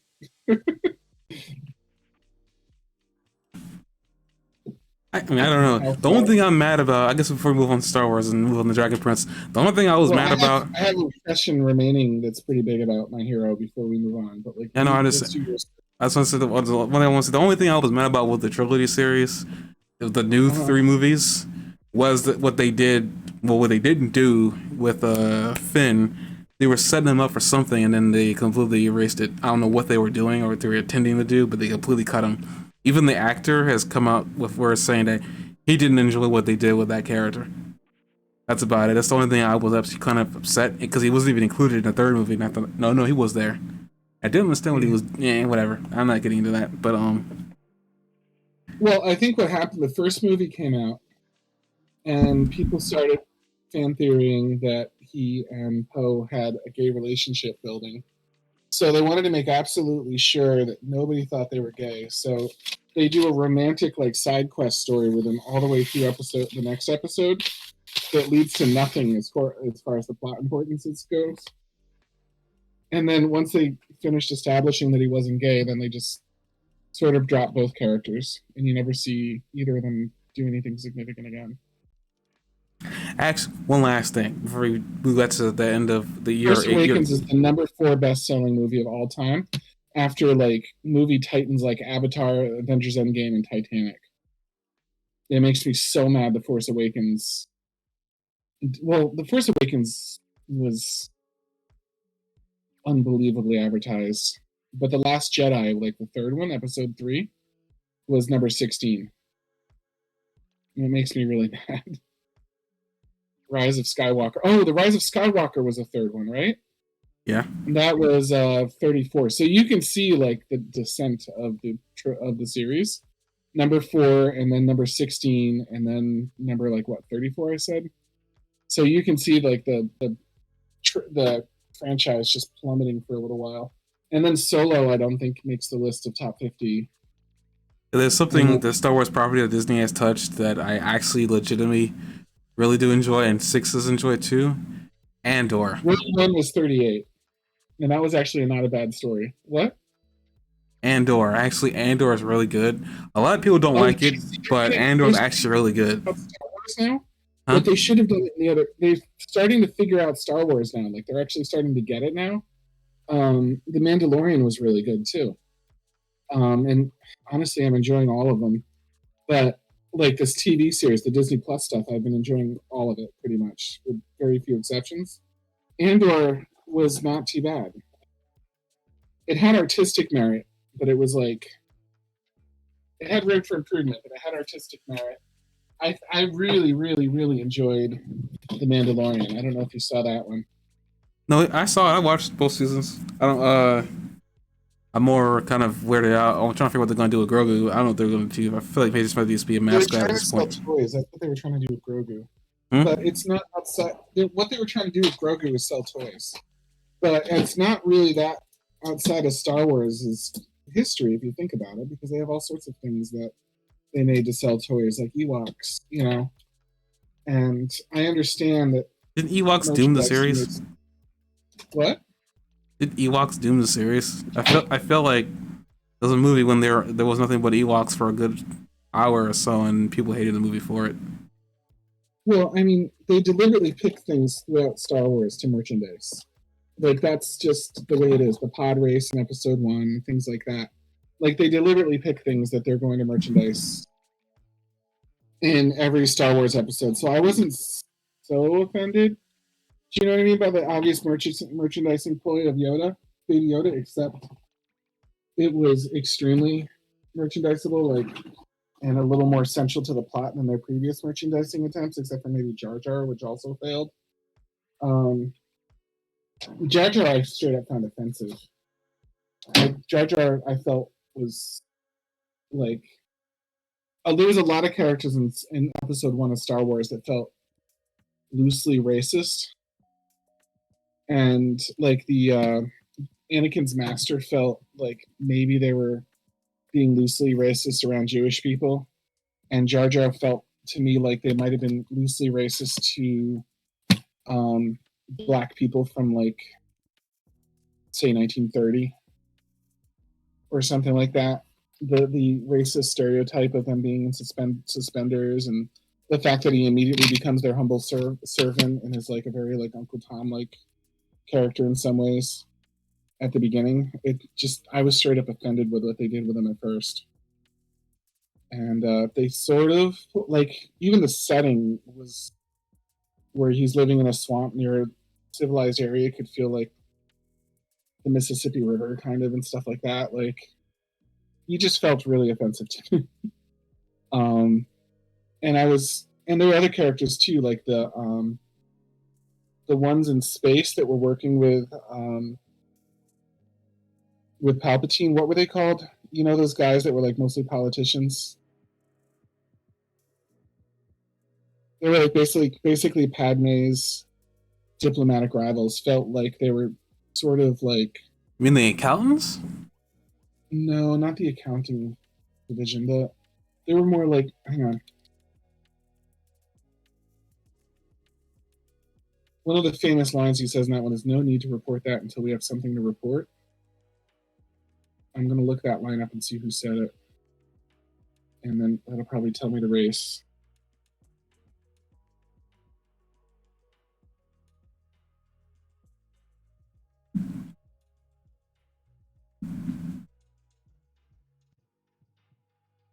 So that was Newt Gunray and Rune Hako. And they felt to me like they were Nemoidian. That's probably why I don't remember. That sounds fairly obscure. They felt like a little bit like um, they felt a little stereotypically Asian, if you want me to be completely honest, but in more of a feudalism kind of way. and I just didn't like it. I felt like there were a lot of people like dancing on stereotypes that bugged me a little bit.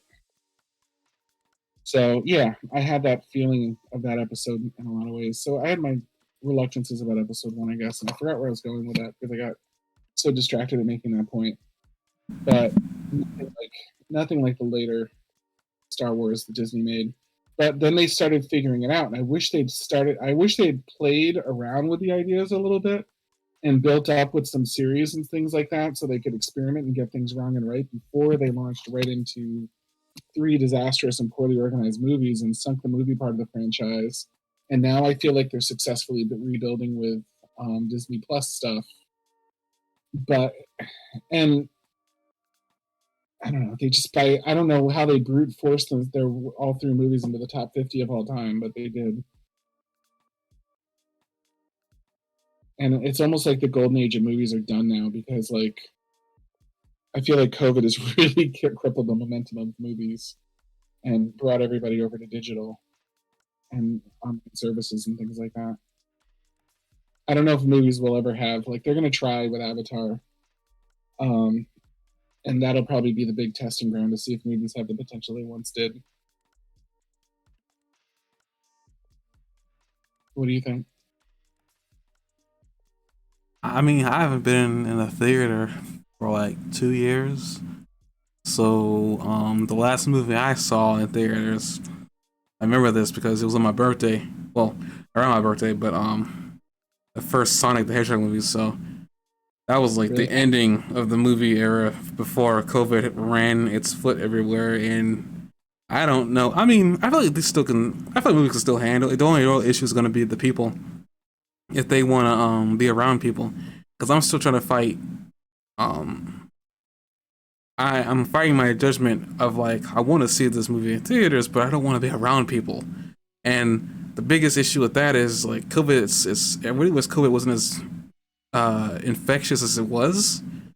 Like you could take a higher riskier chance of getting it. So for me, it's like it's affecting my judgment from enjoying something I want to enjoy in a theater. I'm not the biggest theater buff before all this, so it wasn't like I need to see it. So the fact they're offering these movies online is like, and I can watch these and I can be safe and I don't have to wear a mask while watching it. Just nearly suffocating myself. Um, I'm all for it. Now a lot of people say that takes it takes the experience out of it. It's like, yeah, but did you really need that experience before? I Yeah. mean, theaters The last before. one I saw was Miss Marvel, and after I watched Infinity War, and then I watched Captain Marvel in the theaters, and that was towards the end of its run. So it was probably like early May, um, 2019 or something like that.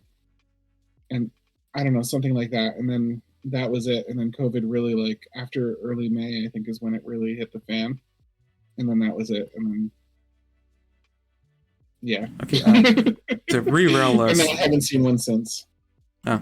Uh, to re-rail us, you say you had something profound to say about My Hero, and then we're gonna end off there. And I No, I guess try wouldn't to go so see if we far as to can't say get. Hmm? profound. I wouldn't go so far as to say profound, but I'm it's kind of a two-parter. One, why did they not finish off the heroes laying around and kidnap Deku to take his quirk? And because they won, like they won, everybody worth fight that had any fight in them pretty much was down for good. And I know that probably the heroes that were attacking the main area and probably some other miscellaneous reinforcements were on their way from the heroes. Like the heroes still had some people up and fighting, like Uraraka, for example. Um, and Froppy was 100% fresh. Like she got through this unscathed because she's just that good. Like Froppy didn't take a freaking hit, man. She was like fresh. She was fresh as like a spring peeper, man. And like I guess maybe he ran because he knew Froppy might come. But if we eliminate that, like um why would he like not wipe them out? Like it looked like he had the ability to take like one shot and take out Deku. So like why did he not like I don't know, just like knock out Endeavor, for example, on the way out? Like why wouldn't he do that? Or send one leave one of his Nomu behind to just slaughter everybody while the rest retreated. I think one or two Nomus from that group of the better ones probably could have taken the heroes out right One away. for all for one couldn't take one for. Dang it! All for one could not take one for all because for whatever reason, one for all rejected being taken. It was a very Right. weird situation there. Oh yeah, when he Whatever tried to the psychic battle thing, yeah. he tried taking it, and apparently this is one thing I wanted to say is that this is specifically these were the words of the first user of that quirk. He said, "We're sticking with Deku," and I remember that being very rarely stated because I mean because on top of that, it wasn't even just that he said it. All for one repeated it as a question. He was like, "You're choosing him," so it honestly just trying to look at those phrasing to me it sounds like it won't leave Deku. I could be wrong. So why not either kill him or kidnap him and see if you can wear it down?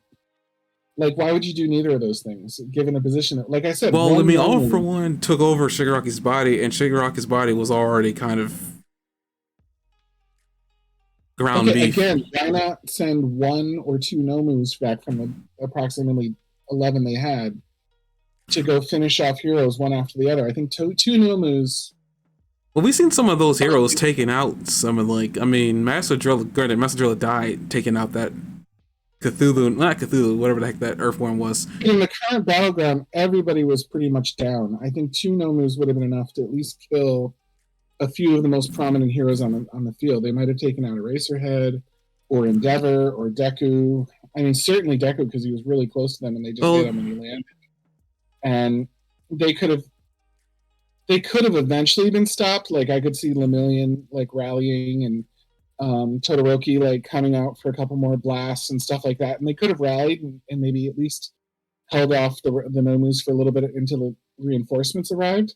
But the Nomus could have been told like kill as many as you can and then come back to me, or something like that. And the Nomus like probably would have been able to retreat and get away because the remaining heroes were still just too tired to How go about chase an Nomu and fight it, and they had other priorities like saving the dying. how about this as a thought? Like, okay, we know One for All is all about what All for One is all for demoralizing people. He likes messing with people's brains. Now, you're right. He could have easily sent a Nomu or three to finish off everybody, but including his protege's body being dismantled. Well, not dismantled, but like it's pretty much on the verge of breaking at this point.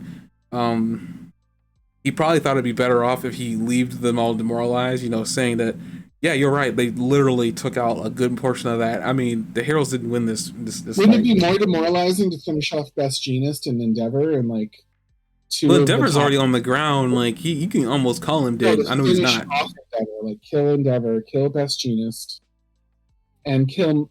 If he wants to mess with Midoriya, I understand, but it would mess with the heroes even more on a morale factor if the number one hero was taken down yet again.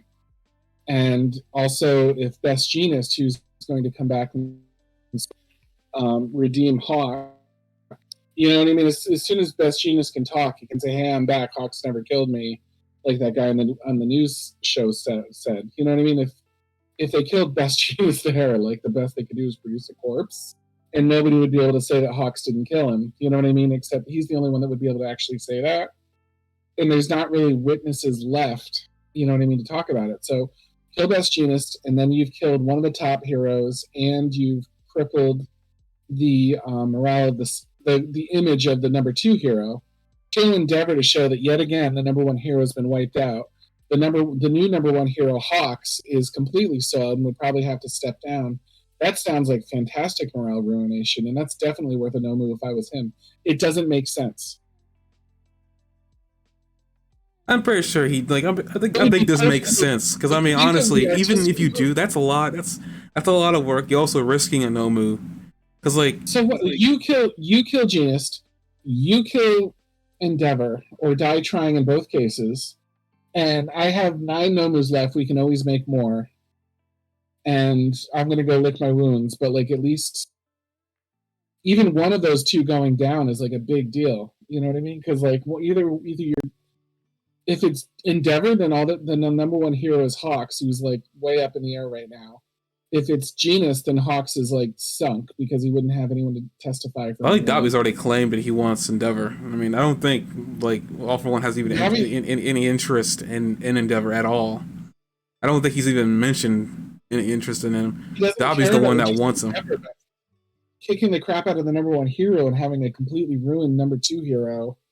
And the bunny like warrior one was like number 5 or something like that. I don't know who's number 3 or 4 off the top of my head. Best Genus is 3.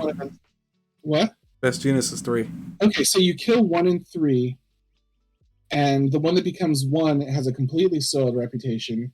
I think the rabbit one was 5, and I don't know who the number 4 hero is. That ninja dude who's able to like turn into a string, I think. Oh, so that's now the number 2 hero. Forget his name, but yeah, I know who you mean. Tommy Woods, I think, is his name. No, that doesn't. Best Genus, and then Ed Shot was 4, and I think Ed Shot is dead now.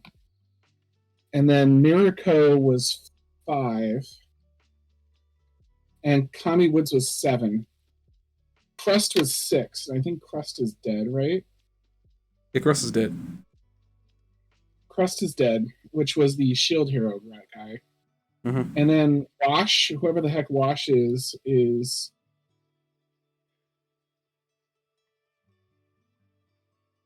Wash is the oh god, he's the one that looks like a washing machine. Is number 8. Dragon Hero Ryuku is number 10, and she's very beat up right now. And then who is equipped hero Yuri Musha? Okay, equipped hero Yuri Musha, I don't believe we've seen, or we haven't seen for more than a moment, because I don't remember this. Do you? This guy? I feel like he was in the raid of the hospital, I think. He might be dead. Well, if that's like number 9, he's dead or hospitalized.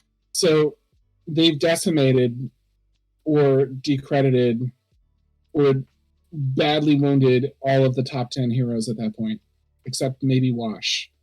And having Wash like up as like the number 2 hero would be really sad.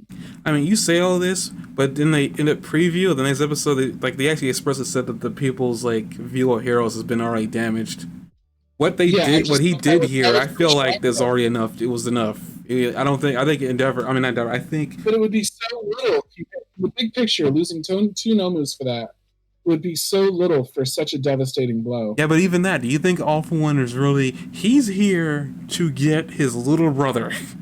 That is all he cares about. Regardless, the minions that he has, Shigaraki, they're the ones that care about the demoralization of heroes. He left his little brother laying there. He didn't get him either. He couldn't because he really fought back, and his little host that he needs, the host that he needs to be able to get it, he is not even he's not even like active right now. And Deku literally went after him too. So like the argument can definitely be, why didn't he just grab him there and take him with him? There's probably some ultimate real goal here. I mean, if Deku disappeared, everybody would be looking out for him. With everything that he could have done, doing nothing seems like one of the worst options. The heroes have completely been already decimated.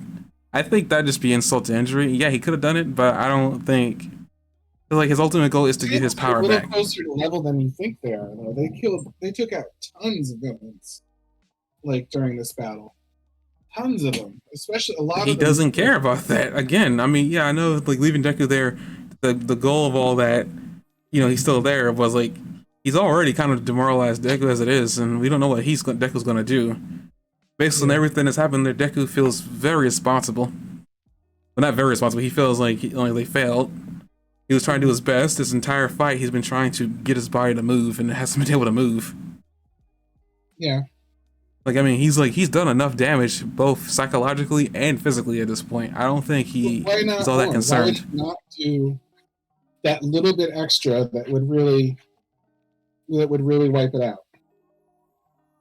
When Endeavor gets back up from this, he's going to be more of a symbol than he was. Even though they lost, like they're going to be like, Endeavor made it. You know what I mean? He did so much and blah, blah, blah. And Kami Yeah, but Wood you was also got going to to keep in say, mind Dobby already kind of outed his entire family history. I mean, maybe he's keeping Endeavor there to keep Dobby motivated to do evil. I mean, I could see that. I still think Genus going down would be smart. All really Genus there did was just to keep people anchored. I mean, he didn't.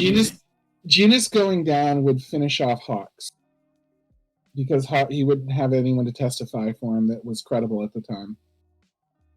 And leaving Genus creates turns him into kind of a legend because he comes out of nowhere and helps save the day, and saves all his brothers and stuff like that. The heroes are pulled together as a unit a little bit because Genus came and saved, put his all into it, inspired everybody, and blah blah blah. And I don't know. There's I think just a lot ultimately of he was there to grab. I think honestly, regardless of everything I just said, which is going to be an argument, I think honestly he was just there to get Shigaraki out of there. I don't think he cared about anything else. Because I mean, he made it pretty clear that he was going to abandon everybody who was already down there. Because all of everyone already abandoned compressed down there. Like he was pretty much telling Spinner it's all right calling him by his real name. Grabbing his scientist? Why didn't he grab his scientist? Yeah, scientists somewhere. I mean, the Nomus were all running towards him. It's possible that one of the Nomus grabbed him. Who knows where the heck? Because I mean, we see President Mike, and he's running, and the guy is nowhere to be seen. The scientist that President Mike could have put up a pretty good fight. I could see, again, I understand why he's leaving. There's reinforcements. Floppy Uraraka and President Mike. I know it sounds silly because I know I'm floppy pilled. But those three coming in would be very problematic for what's left of this guy. So I understand, if one of them got through and got a good shot on him, maybe that's it. Maybe he's down to one hit point. You know what I mean? So I understand, even Floppy Uraraka and President Mike would be enough to possibly turn the tides here. So I understand running. I just don't understand bringing every single Nomu and having nothing to do when everything is on the table for you. It just doesn't make sense. The heroes also gotta heal too. I mean, honestly, it's like a stalemate at this point. The numbers look like they were just fine. I'm just talking about everybody that's important to All for One, which everybody is only Shigaraki. His masterpiece is right now. But he's a big picture guy, and in the big picture, you've got to. I'm pretty sure Shigaraki is included in that big picture. I know. I'm saying Shigaraki's in that big picture, but in the big picture, breaking the rest of his enemies is a pretty great thing too, right? I don't think he wants to do that though. He doesn't seem like the type of person that will want to, as I'm going to call what you're saying, is the easy way out. Because I say this because he injured All Might pretty badly from the very beginning of the show. That tells me that he could have probably finished him at some point, but he let him go. I feel like him letting people go is just to say, I can kill you anytime I want, or I can do this to you anytime I want. I don't think, as powerful as All for One is, he's shown that, he has ideas, he knows what he's doing. If he does something, he's doing it for a reason. Mm-hmm. If you don't understand it, there is something going on that's why I'm sitting here saying that, honestly speaking, I don't think he was caring about anything else. He already showed that he can keep the people at bay with the sound waves. He already shown that with a million. No matter how unscathed or how useful you are, if he's able to keep you away, with a shield of sound, whatever he's doing, whatever that was, he was pretty confident at getting away. Could he have sent a Nomu or two in there to do that? Yes, but I don't think that's why he showed up. I don't think he was there to help finish something. He was trying to get people out. There's an argument to be made that once he heals, and he's back up to 100%, like nobody left is important. But if Shigaraki can get back even to his current 100%, never mind like his planned 100%, even if he gets back to his current 100%, the devastation he's capable of, I think he would be unstoppable enough that nobody left would really be much of a threat. I mean, yeah, it makes sense why he left Compressed behind. With the experience of the All for One character, like running the show instead of Shigaraki, I think even more. Because once like Shigaraki was down and like All for One takes over, and All for One is even in that abused situation is like still powerful enough to make an easy getaway where Shigaraki hadn't been able to. So I think like if you think of it that way, then like All for One running that body instead of Shigaraki and having the power be full would possibly make him, if you consider duplifiers, like if Shigaraki in a disoriented state, still realizing his powers and completely unpracticed, being attacked by heroes from the very beginning and having no idea what's going on, compared to a full Shigaraki, if we can say a full Shigaraki would possibly be, without being surprised, like the advantage of surprise on top of that, could possibly be twice as effective. And All for One being stacked on top of that would double it again, then you could say it's like 4 times better than the Shigaraki we saw. That's, I think, feasible, that he's twice as good as All for One, and he's twice as good as fresh, not flat-footed Shigaraki, that where everybody's like attacking him from the second he wakes up.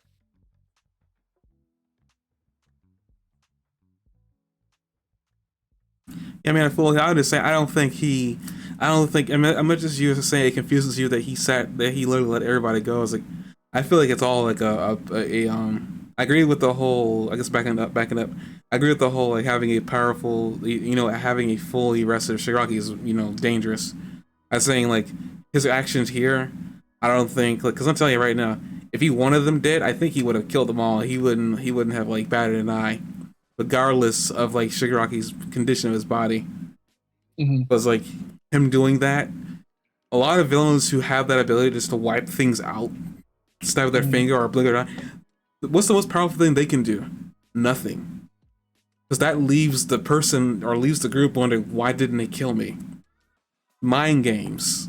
Well, Deku is only going to get much more powerful from here.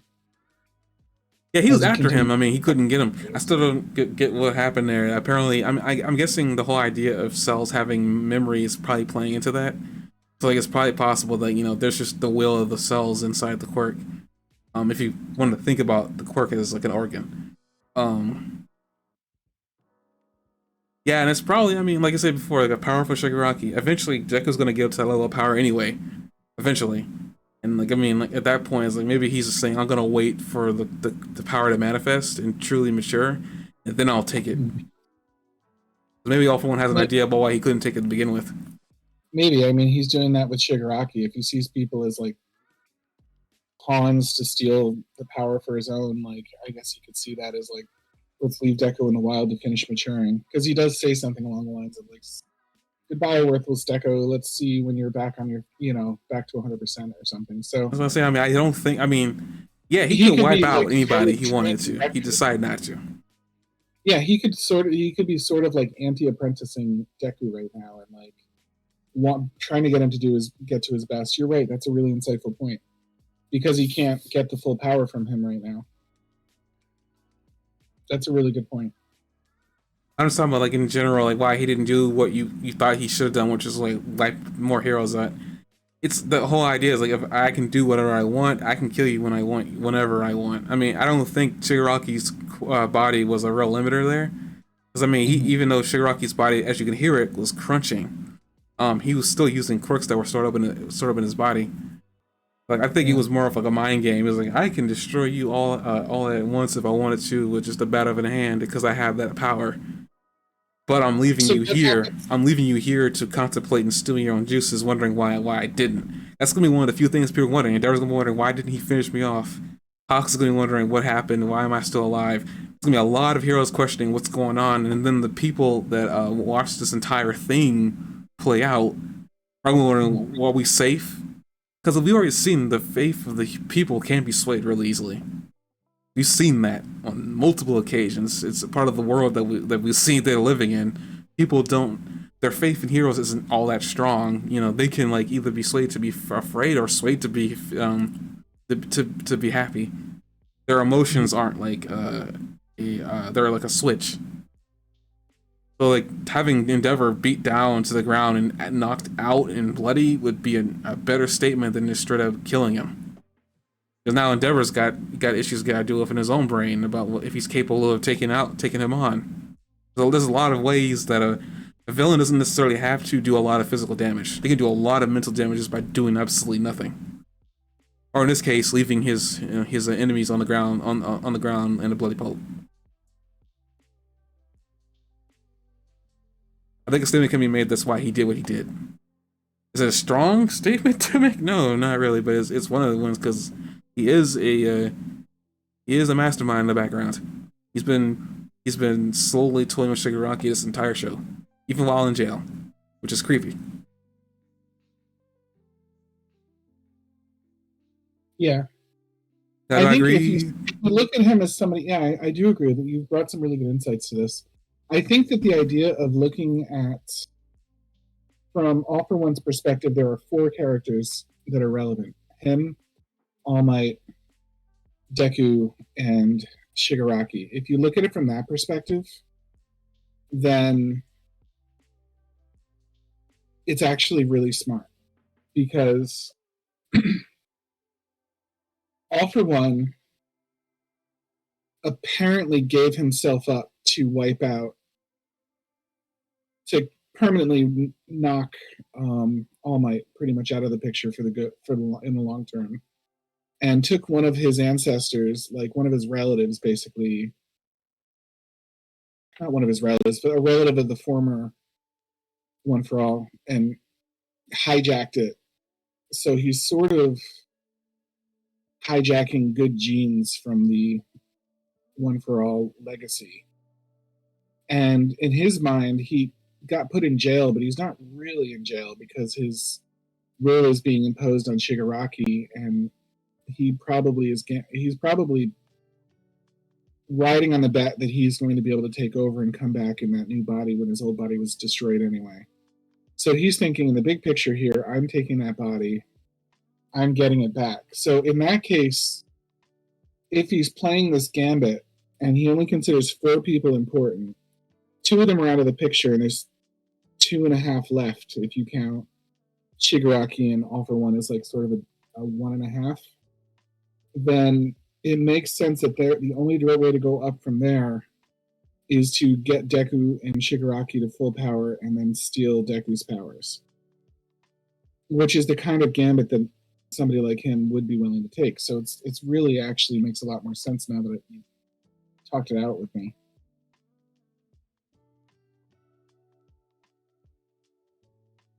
Because in his perspective, like, nobody else matters, because when he reaches his peak, nobody's going to matter at all, and he's working from the perspective that no one's ever going to matter.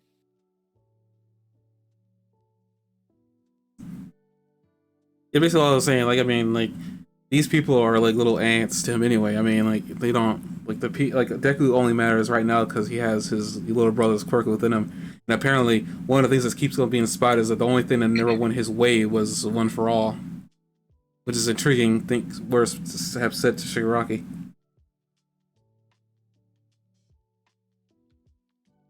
Okay. Yeah, could he have done it? No, I think honestly, it's more impactful to leave everybody down there wondering why he didn't kill him.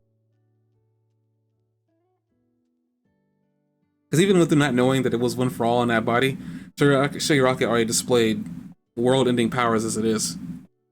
Yeah, and everybody is in a lot of trouble with the public image at that point too. Like, hey, hey, heroes, about that entire like quadrant of the continent that got destroyed. Can we talk? So, I guess we would not be talking about Dragon Prince right now because we have like almost 20 minutes. given that we have only a few minutes left, what happens next? We have most of the top heroes in the hospital, and most of the notable heroes, like most of the up and coming heroes too, are or underrated heroes, like Fat Gum, for example, who's probably better than his ranking. When the underrated heroes, meaning like, or the up and comings, meaning like the stars in the academia right now and stuff like that. Most of the heroes worth speaking of are out. President Mike is up. The president of whatever the mouse's name is could be a player if he wanted to be, and seems to have very little interest in saving humanity based on his backstory. If he had wanted to be and he wasn't such a neutral character, he probably could provide some strategy that would be helpful. But that is kind of the only powerful hero that I can think of that's left. Of the up and comings, like we have Uraraka, Undamaged, and Froppy, and maybe a handful of the others. Like I don't think Your Phone Jack, for example, is out. But there's not much left, and there's not much. There's probably more left of the villains at this point. But what do they do? Like, what's next? And you see the useless, like untouched but useless generals and military figures watching on solemnly, who were irrelevant once things really got rolling, because like they cut off them by just turning off their screens. So what do we have now? Like, what do they have to work with? Like, what's left? Like, where do they go from here? What do you do at that point after everybody's in the hospital that can go to the hospital? Let me paint you a picture. Not paint you a picture. I was gonna say what I'm gonna say. Okay. We skip probably a year, not a year. Shoot, 3 months probably. I guess would that be a lot? The university can't even. There's not even enough teachers left to teach the kids anymore, is there? Probably. I mean, some of the like, I mean, they'll probably just call some teachers in or have teachers double book. I think like the whale hero, the killer whale guy, is probably okay, and like the spacesuit guy might be okay, but like most of the President Mike is okay, but like most of them, the teachers, like the most competent trained teachers, aren't even there in the academia anymore. Let's see. I was like, I guess this is. I'm gonna say. Here's a theory I have for Deku. Okay, you've seen Deku this entirety of this war. Well, not war. Confrontation with the villains. He has been beat down and kept down actually frequently throughout this entirety of this fight. They've already, some of the heroes already know that Deku was apparently one of like the targets of this entire thing. He was definitely one of the targets. Yeah. Deku, being the good guy that he is, probably realizes that they're going to come after him again, and it's going to be a little bit harder to defend him. Possibly Deku decides to go rogue and essentially do his own thing for a little bit. It's possible that maybe that could have happened, because I feel like something that he would probably do is this something that you to protect is people this something from. You know, and you're hinting to avoid spoilers, or is this an actual possibility? This is a possibility because Deku, we've already been shown through Kachan, actually, ironically, that Deku is severely selfless, and it's actually kind of a problem. And I feel like Deku leaving would probably be him trying to be extremely selfless, because he is kind of a target now. I mean, people already know that Shigaraki goes after him. They saw him beeline for him. He let Endeavor know. And if they don't know, Endeavor will probably let the world, well, not let the world, but probably let some important people at the school know that like that's actually what happened, because he did definitely say that we're gonna have to talk about this later. Later is unfortunately now, but like Deku being who he is, it's possible that, you know, he says, okay, if I'm the target, I gotta get away from these people so that they don't get hurt. Yeah. And I gotta look like the preview does not look 3 months in the future. It looks like all. Yeah, no, I mean I'm just talking about in the future in terms of like not what's happening there. I don't know what's gonna happen. All I can really tell you is I think they're gonna be. Yeah, it doesn't look like any new. I think they're gonna like just be in the hospital for a little bit. I feel like this episode is gonna be a filler. well, not filler, but like it's not gonna really matter in terms of like It's story. It's gonna, exposition. The next episode is going to be exposition. yeah, that. I mean, I don't think it's gonna really be much of anything. We're just gonna see the aftermath. I mean, we already know that one of the lines is, you know, the people's faith in heroes has been shaken again. Which, by the way, up to this point, people's faith in heroes is already shaken. This is just gonna completely demolish that pillar, whatever that pillar was made out of before this instance. Mm-hmm. Endeavor, you know, regardless of what people know about Endeavor's past now, like the number one hero thing is gonna be like, he's been totally taken out. The only other person that could have probably saved them was All Might, and he's already retired. Yeah, Endeavor wasn't a slouch, but I think 3 Endeavors still wouldn't have been enough for this situation. All we're gonna see the aftermath of this world, but we're probably also gonna get a hint of what Deku's next step is gonna be. Probably at some point.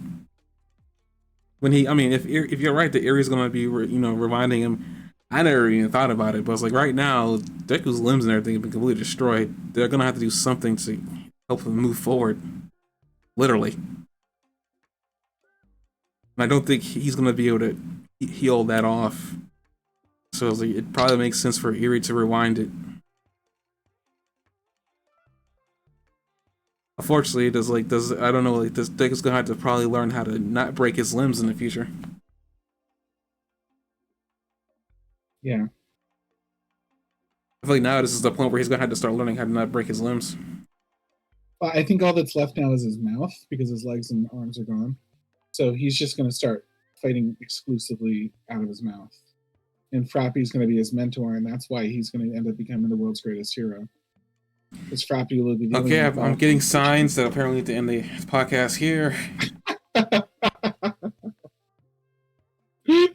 We intended to talk about Dragon Prince. I guess we'll save that for next week. My Hero Academia happened.